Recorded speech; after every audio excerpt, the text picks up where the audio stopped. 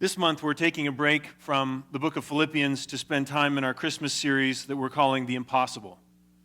And we're calling it The Impossible, I said last week, because I think in a world filled with situations and circumstances and sorrows that we can't see any solutions to, there needs to be a reminder that there's a God who loves to be looked to for help when it comes to the impossible. That there's a God who exists for whom the impossible is a walk in the park, or, in the case of our text today, a walk through the sea. Today, behind the scenes, we're going to be making what's sometimes called an a fortiori argument, an argument from the stronger position or from the greater reason.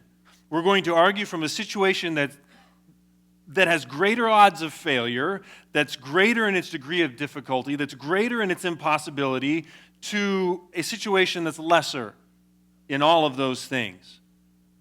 As a simplistic example of how this sort of argument works, let's say I have the ability to construct a two-story home for my family. If that's the case, it's even more certain that I also have the ability, one would hope, to build a doghouse or a birdhouse as well. Or if I have the ability to prepare a culinary masterpiece like inside-out truffled eggs, I didn't know that existed until this week. If I can do that, then it's likewise even more certain that I also have the ability probably to scramble an egg. You get the idea. And so the way this kind of argument is going to work in our case today, sort of behind the scenes as we're working through this story, is that if God is able to do greater things, the greater thing, the more difficult thing, the impossible thing that we find here in our text, then it's even more certain God is likewise able to handle any lesser thing you may be facing in your own life as well. Does that make sense?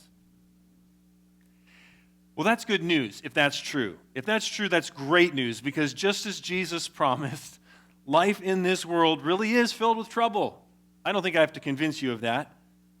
Thankfully, however, trouble isn't the end of the story, regardless of whether it's a greater trouble we're talking about or some lesser form that you're facing. And so if you'll open your Bibles, please, to Exodus chapter 14, we're going to look at 4 facts about trouble as we work through the well-known story of the parting of the Red Sea.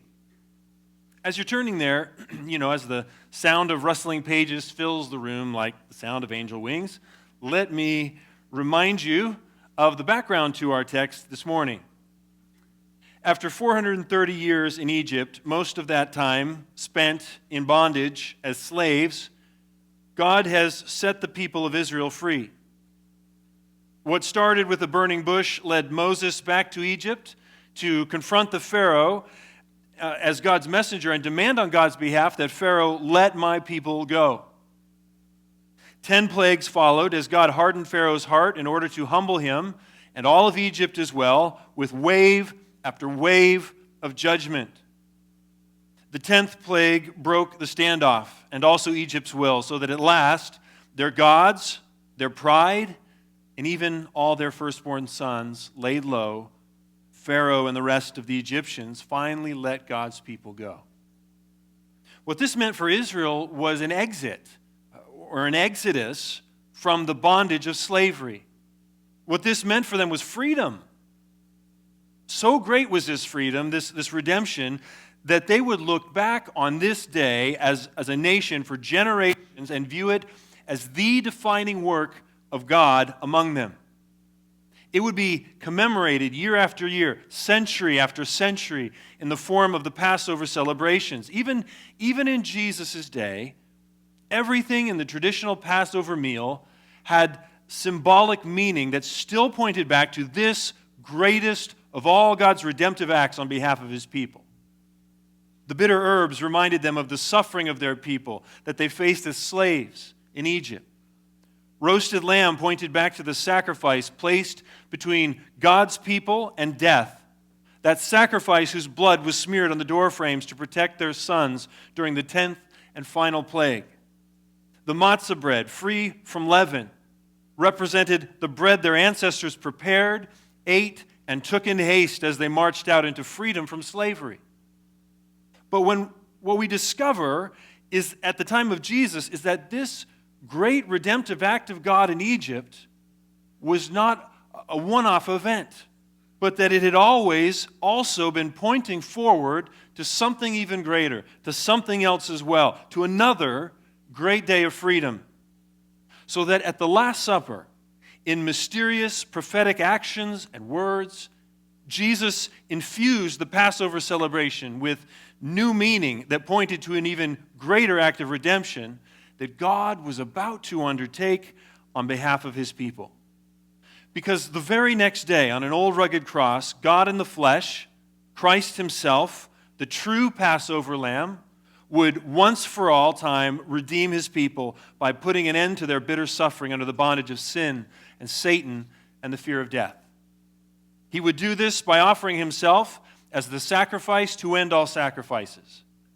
Instead of any of his people dying for their own sin, he would put himself between them and their sins and die in their place, so that his blood would cover them and keep them from the just judgment of God. Just as the blood of the substitute lamb once covered the doorframes in Egypt in the place of the blood of a firstborn son, so the blood of the Son of God was shed in our place so that God's just judgment could be kept from falling on us. Likewise, Christ's broken body becomes for us the bread of new life, the bread of freedom. Just as the matzah bread, being free of leaven, was a symbol of freedom from the corruption of sin, so Jesus' own nature is unleavened. None of the corruption of sin is in him. He alone, among human beings, is truly free from the slavery of sin and is therefore uniquely able to save others. And so, just as Jesus broke the bread at the Last Supper and gave it to his disciples to eat, so his body was broken and given for us in death. He willingly allowed himself to be broken in death so that the claim of Satan to your life and mine would be broken, so that the wages of sin could be paid to Jesus instead of you, and so that all the blessings of his incorruptible life might pass to all who would follow him. What feeding on Jesus means, then, is to believe in him. We feed on him in our hearts by faith. We place our trust in him alone, that he is our Savior, that he is our sovereign, and that he is the supply to our souls of all we lack and need in the new life of freedom he has purchased for us through his death and resurrection. And so, through this greatest of all redemptive acts, God has redeemed his people through Christ from the penalty of sin. He is redeeming his people daily from the power of sin, and he will one day redeem all his people, even from the very presence of sin and all the trouble it brings. But not all of those things have happened yet for all of God's people. And that's the point of our text today as well. Remember that Israel has just been set free from slavery. They've just been redeemed from their taskmasters in Egypt. And so it's likely that in their minds, everything is going to be smooth sailing from here. Egypt is behind them. So surely that means all trouble is in the rear view as well. And yet the first fact we see in our text today is that freedom from bondage isn't yet freedom from trouble. And so if you've turned to Exodus chapter 14, look with me now. We'll start a little earlier at verses 8 through 10. And the Lord hardened the heart of Pharaoh, king of Egypt, and he pursued the people of Israel while the people of Israel were going out defiantly. The Egyptians pursued them, all Pharaoh's horses and chariots and his horsemen and his army, and overtook them and camped at the sea by Pi-hahiroth in front of Baal-zephon. When Pharaoh drew near, the people of Israel lifted up their eyes, and behold, the Egyptians were marching after them, and they feared greatly. And the people of Israel cried out to the Lord. You know, this week I read a lot of interesting theories as to where this great event took place. So where was this camp and where was this sea that in chapter 13 is called the Red Sea? Well, if you're familiar with the story, you know that the first time that God warned Pharaoh through Moses to let his people go, Moses also adds this: "Please let us go a 3 days' journey into the wilderness that we may sacrifice to the Lord our God. Now, some argue that a 3 days journey is just an expression for a short period of time, and some hold that it's a reference to 3 literal days. And you know, in the chapters leading up to our text, there do seem to be, or in the verses leading up, there do seem to be 3 different destinations that are mentioned. And so maybe they line up with days of travel. So that at the end of what might be the first day, it's possible they camp at a place the Bible calls Succoth. And by the end of what could be the second day, they camp at a place called Etham. And then by the end of what could be the third day, they're told to set up camp, as we read in verse 9, at the sea by Pi Hahiroth in front of Baal Zephon. So the question again is, where was this camp located? Well, honestly, we don't have time today to go into all the many interesting details about these landmarks and all the theories. You know, some say they actually camped by one of several big shallow lakes just to the east of Egypt that were marshy. They're surrounded by reeds, and since the Red Sea could also technically be translated the Reed Sea, they think one of these is the body of water God parted later on in our text. There's a great joke about a kid who came home from school. He was really excited.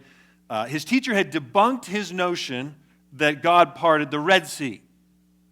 No, the teacher said, it was the Reed Sea. It was only a couple feet deep. Well, the boy is excited. He comes home and he's super excited about this, and his parents, Christian parents, are horrified. Why are you excited about this news? That's not good to get that debunked. And the boy says, because, don't you understand? He says, it's an even greater miracle. It means God drowned the entire army of Pharaoh in only 2 feet of water. Well, that would be quite a miracle. But we're getting ahead of ourselves. In all seriousness, I think this camp and this story take place either somewhere along the northern end of the Gulf of Suez or midway along the Gulf of Aqaba, both of which in ancient times were called by the same name that we translate the Red Sea. Okay? And while there are a good many reasons to think that it's these 2 bodies, at least one of them has to do with the depths of these waters as a defense for them being one of the places where they crossed. And I say this because all throughout the Old Testament, the retelling of this story repeatedly speaks of the Israelites passing through the depths and of their enemies being hurled into the depths. And so, you know, it could just be poetic language, but I think we're talking about deep water here. Incidentally, I also think only the northern end of the Gulf of Suez could have feasibly been reached in 2 or 3 days of walking by a group this size. But regardless of exactly where this camp is, the point of this story right now is that Israel hasn't made it very far from their place of bondage when trouble comes.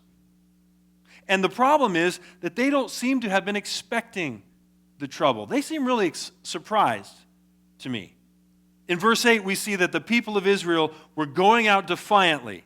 So that's them as they're walking out of slavery. They're going out defiantly. Going out defiantly is a reference to the nature of their overall progress up to this point. It was a bold, confident progress. And why not? They had God on their side. Why not? But notice the sudden change in verse 10. When Pharaoh drew near, the people of Israel lifted up their eyes, and behold, the Egyptians were marching after them, and they feared greatly. You know, in the span of just 3 verses, the people of God go from going out defiantly to fearing greatly. And so we should ask the question, I think, were they wrong in the first place to be going out defiantly? Well, I don't think so, not necessarily. You know, so long as it was a boldness and a confidence that was based on a right understanding of God's will and God's power, it was totally appropriate. As Paul says to the Corinthians, paraphrasing the prophet Jeremiah, let the one who boasts boast in the Lord. Right? Boasting in and of itself isn't bad. If they're boasting in the Lord rightly, it's good. True boasting in the Lord, writes one commentator, is actually boasting of the Lord. Boasting of his great attributes, boasting of what he has done for us and what he is still doing and of what he has promised to do. It concerns God's ability to glorify himself even in our weakness. And so if that was behind their attitude as they marched out of Egypt, it was fitting, it was right. But I think in their boasting somewhere, this is just my hunch, I think there must have been a mistaken idea that God wanted to root out, and quickly. So quickly, in fact, that they hadn't even been free for 3 days before that idea that they had in their minds was challenged. And I think that mistaken idea in their boasting might have been a misunderstanding of what God actually had promised to do for them. A misunderstanding of God's will for them in life after slavery. I think their mistaken idea was that since God had already freed them from bondage, he was also freeing them from trouble. I think many Christians today make this same mistake. Correct me if I'm wrong. I know better, and I make this mistake all the time. Maybe you're one of those who makes this mistake. You know God has saved you from the penalty of sin. You know he's transferred you from the domain of darkness into the kingdom of his Son, and so that's it. Game over. You've got your fire insurance, and you're safe from hell. You've got your ticket punched, and you're secure for heaven. And so all that's left is God wanting you to be happy and you being sure to give him what he wants, right? There's some of us who live that way. Why is that a dangerous idea? Why is that a dangerous idea about God's will for us? Well, because what this idea allows you to do is to begin to associate the will of God only with your peace and comfort, and then to draw wrong conclusions when those things don't come to you. And so are you healthy? Are you wealthy? Are you successful? Then God is behind it. And be at peace. But are you sick? Are you poor? Are you facing difficulty? Well, if God has set you free to be happy, those things don't make sense. Those things shouldn't be happening to you. And so if you're facing them, it's either your fault or it's the devil's fault. Something's wrong with you or something's wrong with your life. How many times have we heard ministers on social media, maybe some in this very town, telling people it is always God's will to heal? So that if healing doesn't come, the implication is clear. It wasn't God's fault, it was yours. Too much sin in your life or not enough faith. Pick your poison. Either way, you've missed God's will. But if God's will could so easily be thwarted, the other thing this dangerous idea allows you to do is to call into question God's power. If you're Israel and you're going out defiantly, you're going out boldly, you're going out confidently because you think God is promising to facilitate smooth sailing from here on out, and then out of nowhere, overwhelming trouble suddenly comes, and so soon after being set free, it's going to shake you up if you're Israel. And of course, the same thing is true for us. If you're sure the Christian life means instant victory over sins and habits from your past, or some special blanket protection from future catastrophe in your life, if that's how you think of the Christian life, then the first sign of serious trouble in your life is going to confuse you, and it's going to make you greatly afraid. And I think that's what's happening here. I think Israel thought God's plan was to guard their ease, when in reality it was to galvanize their trust. I think they thought God's plan was to guarantee their comfort, when in reality it was to grow their character. And so you can imagine the confusion and panic when Pharaoh drew near, and the people of Israel lifted up their eyes, and behold, the Egyptians were marching after them. You can understand why, if their ideas about God's plan and about God's will were suddenly and obviously proven wrong, it would also shake their ideas about God's power. You can understand why the text would then say they feared greatly. Maybe you're reading along, you're cheating, you're going ahead, and you say, yeah, but look, it says right here, at the very end of verse 10, that the people of Israel cried out to the Lord. That's a good thing, right? I mean, you're being pretty harsh on them, Pastor, but that's a good thing, right? Yeah, that's good. That's good. But as we learned just last week, if you remember, when I told the story of the agnostic who shouted to Jesus for help during a car crash, a sudden cry to the Lord in crisis doesn't necessarily signal faith. The people of Israel did rightly by lifting their eyes here, but they don't seem to have lifted their eyes quite high enough. With their mouths they cried for help, but with their eyes they seem to have halted their gaze at the trouble in front of them instead of lifting their eyes even higher to the maker of heaven and earth. And so what this cry reveals, I think, taken together with the very next words that they will say to Moses, is at best a very ungrateful and immature trust. And aren't we just the same? Indeed, writes commentator R. Alan Cole, what they did was very wrong, but very human, and we recognize ourselves again and again in Israel. Even when we say that we expect trouble, even when we insist that we know better as God's people, don't we still respond to trouble that we face in more or less the same way as they do here? You know, with more surprise, with more anger, with more fear, with more doubt than we really should? I think we do. You know, sure, we may know Jesus said in this world, you will have trouble. So it's not necessarily the knowledge of that truth that we're lacking, but there's often a great distance from that truth in our minds. In other words, it's a way of thinking that we like to avoid, if you're like me.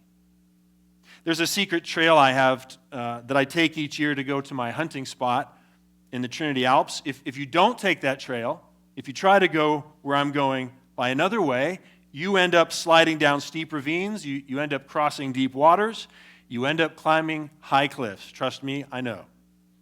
And so I think about that secret trail often. I rehearse its ways in my mind. And because it's a beaten down path in my mind, on the day I have to walk it in real life, it's much easier for me to follow.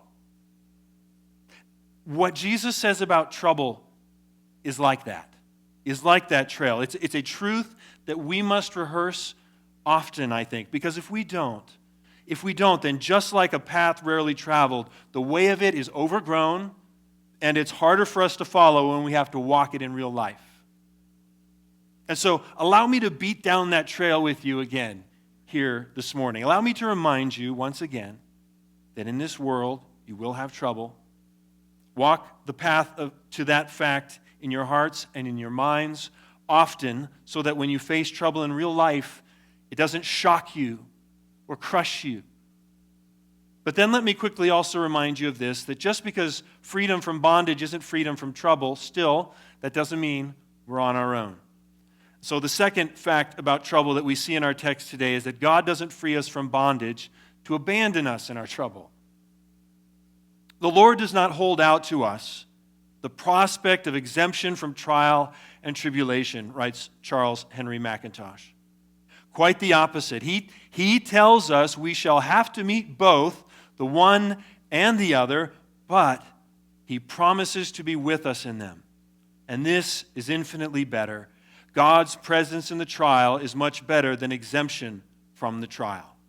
The sympathy of his heart with us is sweeter far than the power of his hand for us. In other words, abandonment is one of the things God promises never to do. Others may leave us, others may forsake us, God never will.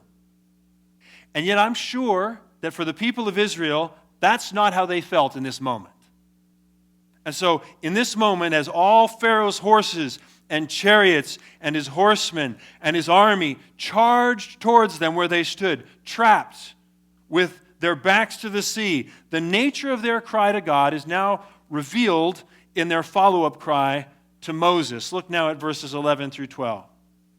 They said to Moses, "Is it because there are no graves in Egypt that you have taken us away to die in the wilderness?" That's pretty eloquent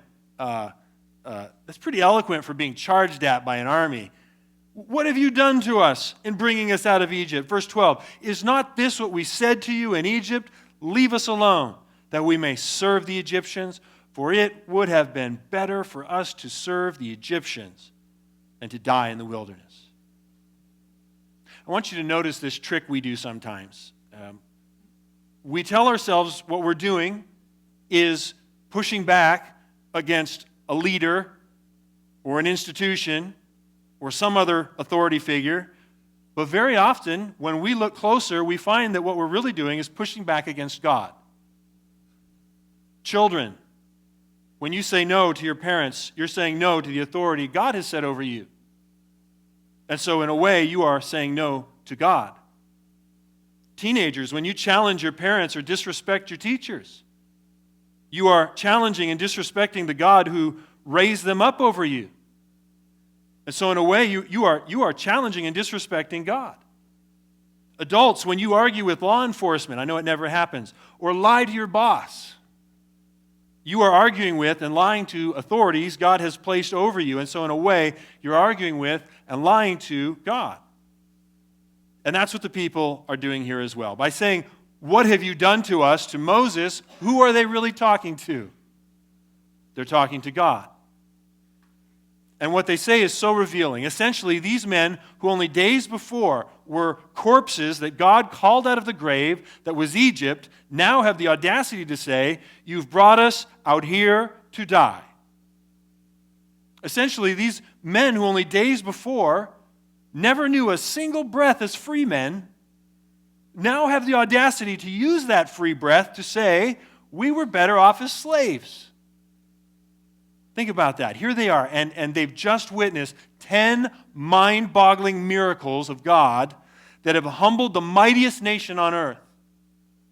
They've just witnessed the impossible made possible in 10 different ways. And as a result, they've been set free. Imagine God answering 10 of your wildest prayer requests all in a row, and then despairing the moment an 11th need appeared on the horizon. That's what's happening here. We feel disposed, it may be, writes one commentator, to marvel at Israel's language on the occasion now before us. We may feel at a loss to account for it. Listen to this. But the more we know of our own evil hearts of unbelief, the more we shall see how marvelously like them we are. They would seem to have forgotten the recent display of divine power on their behalf.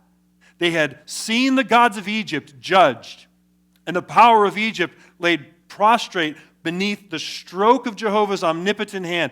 They had seen the iron chain of Egyptian bondage riven, and the furnace quenched by the same hand. All these things they had seen. And yet the moment a dark cloud appeared upon their horizon, their confidence gave way, their hearts failed, and they gave utterance to their unbelieving murmurings. He says this, "They really thought that the Lord had taken such pains to deliver them out of Egypt merely to let them die in the wilderness." Thus it is that unbelief ever reasons. It leads us to interpret God in the presence of the difficulty instead of interpreting the difficulty in the presence of God. And you know, I hear it constantly in my own words, in my own ingratitude, in my own quickness to forget God's many mercies in my life. So that as I read about the reaction here, it makes me wonder, how many times would I have panicked and run away in my own foolishness, in my own life, had it not been for God's gracious intervention at just such points? How many times would I have turned my back on God if I'd been left to myself instead of God stepping in again and again? Because that's what God does here in our text yet again as well. He miraculously intervenes. Instead of leaving them to the consequences of their foolish talk, God again graciously intervenes to save them, just as He repeatedly does in our own lives. The Israelites, writes John Calvin, are an example to us of how many repeated salvations are necessary for us in order that God may bring us to perfect salvation. Now, Calvin isn't saying here that God's people have to say the sinner's prayer over and over again, or that our salvation didn't stick the first time that we put our trust in Jesus. What he's saying is that just like Israel, our faith is so frail and our faith is so weak, And our doubt and our ingratitude is so great that even though God has done miracle after incredible miracle to save you and I, to set us free from sin and Satan and the fear of death by sending His Son to live and die and be raised for us, still, what it takes to finally bring us through this world in the end is a lifetime of God stepping in repeatedly to rescue us and to make a way through many lesser troubles as well. Isn't that true? And the truth is, we'll probably never know how often God has done that in our lives until we look back from the finish line. And so the third fact about trouble is that God isn't just with us in our trouble, but also that God can make a way through any trouble. Look now at verses 13 through 16. And Moses said to the people, "Fear not, stand firm, and see the salvation of the Lord, which He will work for you today. For the Egyptians whom you see today, you shall never see again. The Lord will fight for you, and you have only to be silent." The Lord said to Moses, "Why do you cry to me? Tell the people of Israel to go forward. Lift up your staff, stretch out your hand over the sea, and divide it. The people of Israel may go through the sea on dry ground." A great army is in the distance, charging. A great cry has gone up from the people, cringing in fear and bitter dismay. You can almost taste the panic in the air at this scene, and you can almost sense the stampede that's brewing. But starts first with many words, thousands of them, stumbling and trampling each other in a roar of confusion aimed at God. That's the scene. But just then a voice rings out over the crowd, a voice filled with the comfort that comes with the reminder of who God is. Because in the words of Moses' speech, commentator Douglas Stewart points out 5 attributes of God that are mentioned. First, he says that He is a dispeller of fear, a comforter of those who are afraid. Fear not, Moses says. Second, that He's a deliverer from distress. See the salvation of the Lord, the deliverance of the Lord, which He will work for you today, Moses says. Third, that He's the God who invites and expects His people to trust Him. Stand firm. You need only to be silent, Moses says. Fourth, that He's the God who removes danger. For the Egyptians whom you see today, you shall never see again, Moses says. And fifth, that He's a warrior against the forces of evil. The Lord will fight for you, Moses says. I think verses 13 and 14, which start with, "Fear not, stand firm, and see the salvation of the Lord," I think those are God's instructions for His people while He first puts Himself between them and their trouble. Don't panic, God's saying. Don't run. Don't stampede. Stand still and watch how I save. Watch what I will do. And as they stand and watch, isn't what they see next a picture of the way God always saves? Because while they're standing there, we read this in verses 19 and 20. Then the angel of the Lord, who was going before the host of Israel, moved and went behind them. And the pillar of cloud moved from before them and stood behind them, verse 20, coming between the host of Egypt and the host of Israel. And there was the cloud and the darkness, and it lit up the night without one coming near the other all night. Remember, there was a pillar of cloud. There was a visible manifestation of God's presence that had led them out of Egypt and into this seeming dead end at the sea. But now that pillar or pillars move from the vanguard position in front of them to a rear guard position behind them. They were trapped between the water and their enemies, and now God steps in between them and basically says to the Egyptians, if you want to get to Israel, you've got to go through me. And that's still God's word for any evil that His people face today.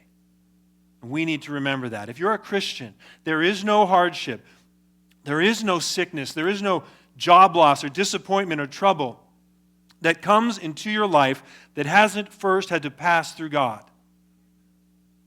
Yes, there is sorrow that can make it through. Yes, there is suffering that can make it through. But there is no evil that can make it through. Instead, every flaming arrow of the enemy that was meant for evil against you, though it strikes you, God works to make its outcome good. That is His promise. Remember, God makes all things work together for good isn't just a sign you buy at Hobby Lobby, right?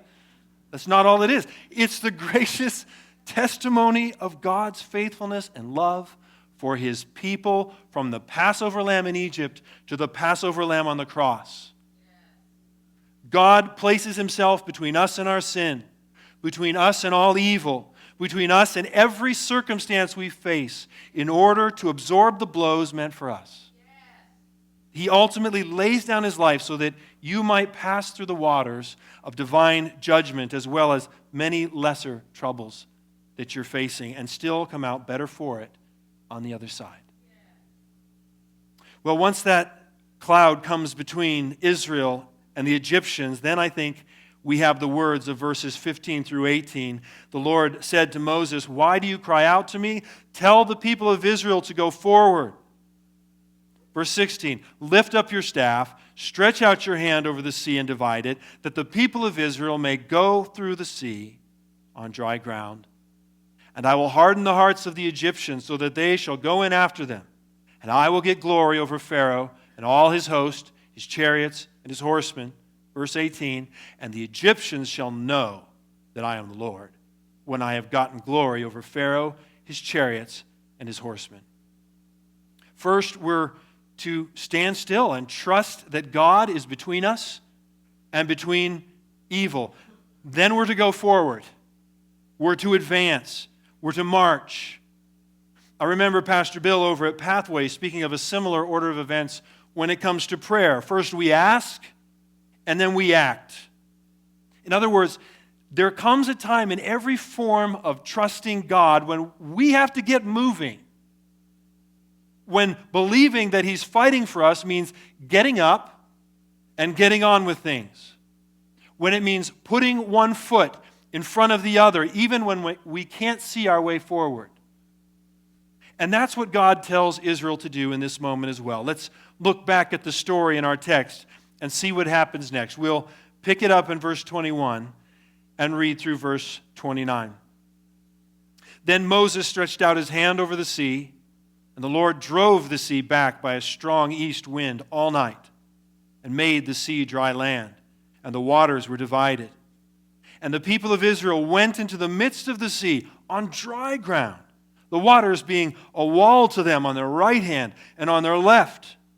The Egyptians pursued and went in after them into the midst of the sea, all Pharaoh's horses, his chariots, and his horsemen.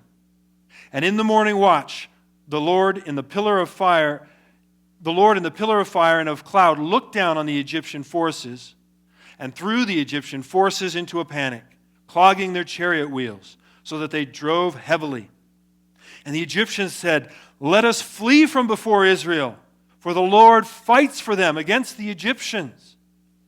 Then the Lord said to Moses, 'Stretch out your hand over the sea, that the water may come back upon the Egyptians, upon their chariots, and upon their horsemen.' So Moses stretched out his hand over the sea, and the sea returned to its normal course when the morning appeared. And as the Egyptians fled into it, the Lord threw the Egyptians into the midst of the sea.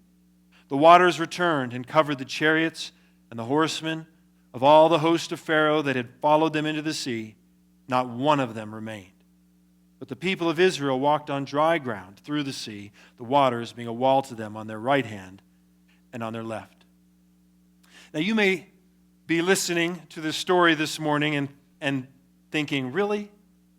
Really, you guys actually believe this happened? Oh yeah.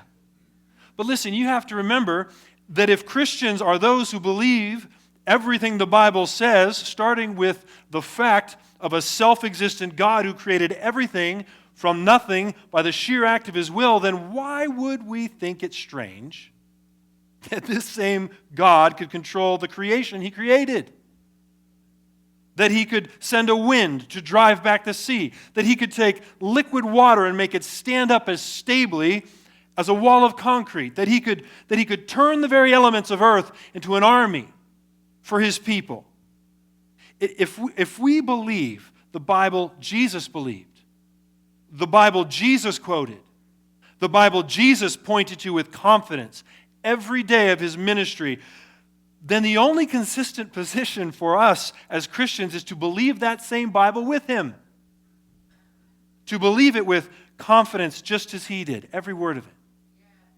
And so here is Israel, and as they go forward now in obedience, Moses raises up that staff that is the symbol of the presence and power of God in their midst. And in that moment, the waters rush away from them and up into walls on either side, and before them is a pathway through the sea, a way through trouble. Imagine the sight of it, the walls of water rising up on each side like translucent granite. Imagine the sound of it, the roar of that supernatural east wind from God that lasted all night long, the text says. Imagine the smell of it, that tangy, fishy scent, heavy in the humid air. Imagine the feel of it, the salt-whipped spray, the wind-tossed hair, the goosebumps of wonder and cold and dread. Yeah, I said dread. I think there would have been some dread, even now. Long was the memory of that ancient flood sent by God, that flooding of the earth in violence sent as God's judgment against sin.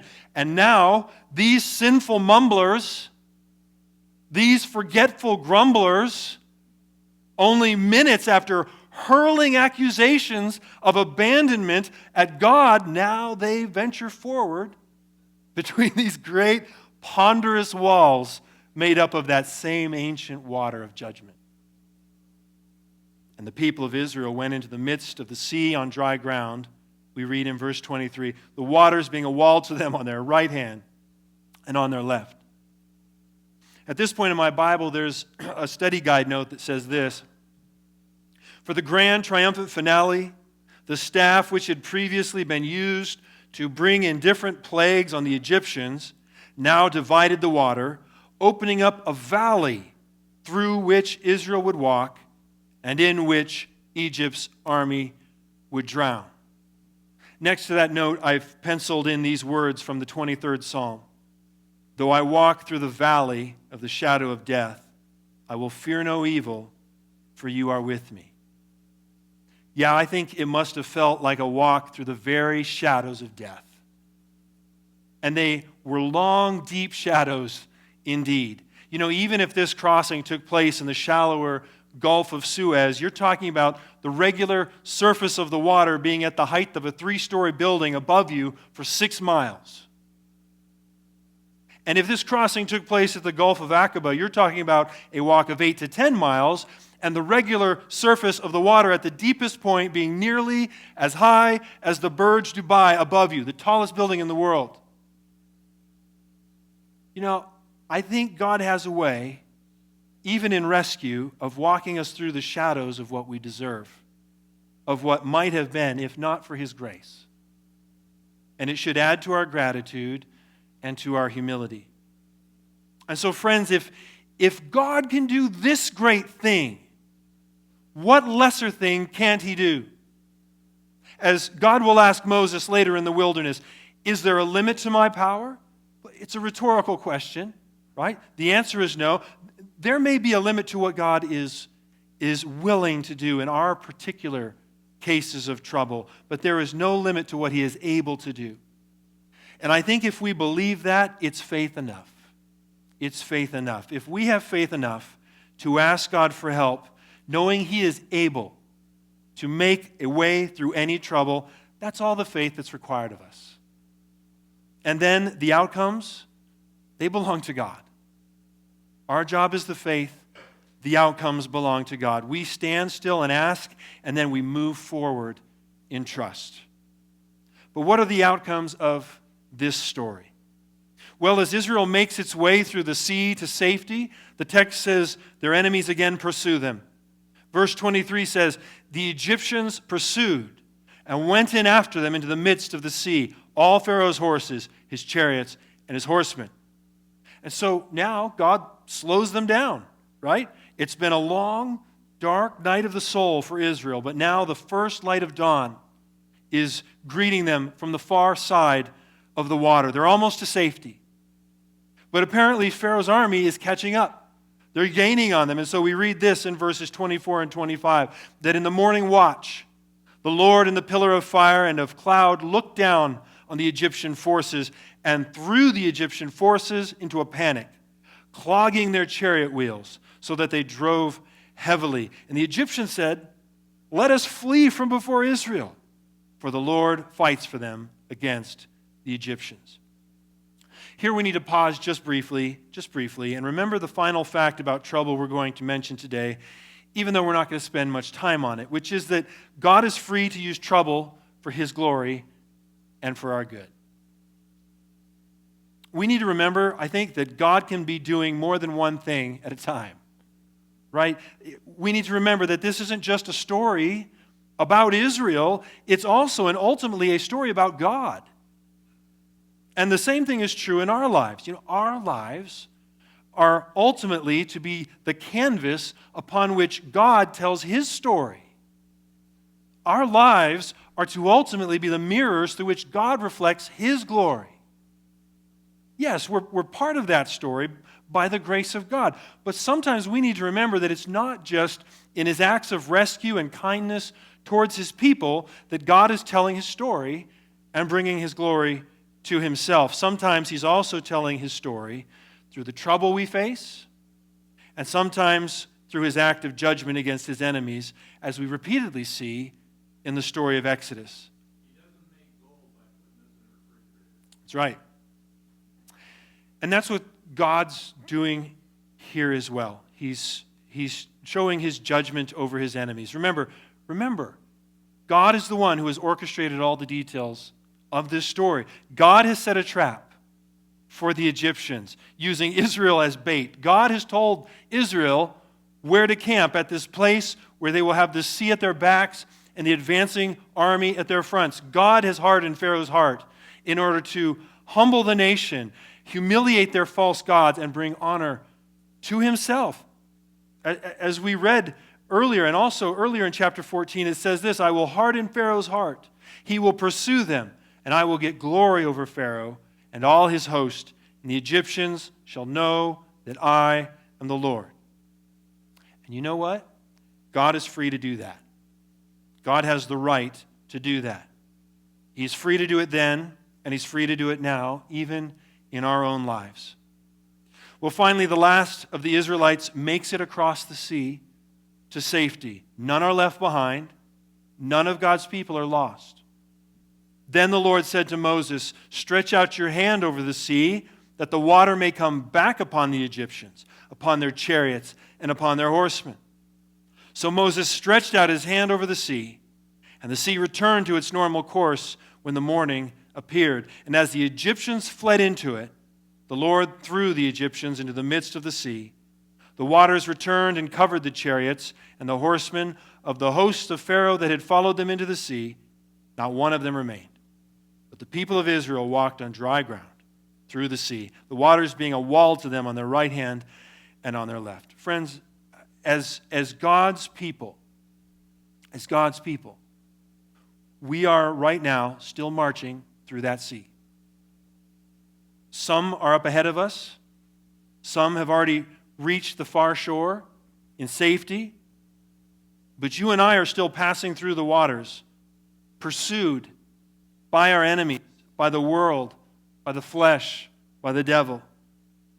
And so the valley of the shadow of death is that road we now travel. But we need not fear any evil because God is with us. Amen?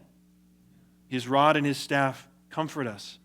And so it's not us who are to fear as we travel this path, but the enemies of God.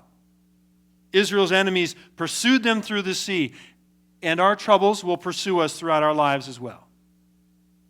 But in the end, those troubles won't stand with us on that far shore. Because just as that parted sea was a valley through which Israel would walk and in which Egypt's army would drown, so this life is a valley through which all God's people will walk and in which all God's enemies will finally vanish beneath the waves of judgment. The only reason why the Red Sea afforded a safe passage for the host was this, said the famous preacher Charles Spurgeon, that Israel marched through it. And the only reason why this world stands, and the only reason why it is not destroyed by fire, it is as it is to be at the last day, is because God's Israel, he means all Christians, are still in it. But when once they shall have passed through, the parted floods shall meet their hands and embrace with eager joy to clasp the adverse host within their arms. He says, as many as God hath chosen, as many as Christ hath redeemed, as many as the Spirit hath called, as many as believe shall arrive safe across the stream. We are not all safely landed yet, he says. Part of the host have crossed the flood, and part are crossing now. The vanguard of the army have already reached the far shore. I see them yonder. And you and I, my brethren, he says, are marching through the depths. We are, at this day, following hard after Christ and walking through the wilderness. Let us be of good cheer. The last of the chosen shall soon have landed. The last of God's elect shall have crossed the sea, and then shall be heard the song of triumph when all are secure. It's a moving thing to realize that the man who preached these words and the congregation that first heard those words have now arrived on that far shore ahead of us. They're waiting for us. But what's Spurgeon talking about when he mentions at the very end there the song of triumph that we shall hear and sing? What is he talking about? Well, so great was this victory of God for Israel over their enemies that the story actually gets a second chapter in the book of Exodus. The story of the Red Sea crossing actually gets retold in chapter 15. But this time it's retold as a taunt song against God's enemies and as a victory song and praise to God. It's called the Song of Moses. And I encourage you to read it this week. It's a wonderful song. But I learned something this week that I'd missed up to this point in my life as I was studying, and that is that in the book of Revelation, in chapter 15, we're told that at the end of Earth's history, after God has made a way through every trouble, the saints of God will again sing the song of Moses. After the waters of judgment had closed over their enemies, if you keep reading, Israel stood safe beside a sea as still as glass. And now in Revelation chapter 15, the Apostle John writes this, "And I saw what appeared to be a sea of glass mingled with fire, and also those who had conquered the beast and its image and the number of its name, standing beside the sea of glass with harps of God in their hands. And they sing the song of Moses, the servant of God, and the song of the Lamb, saying, Great and amazing are your deeds, O Lord God the Almighty. Just and true are your ways, O King of the nations. Who will not fear, O Lord, and glorify your name? For you alone are holy. All nations will come and worship you, for your righteous acts have been revealed."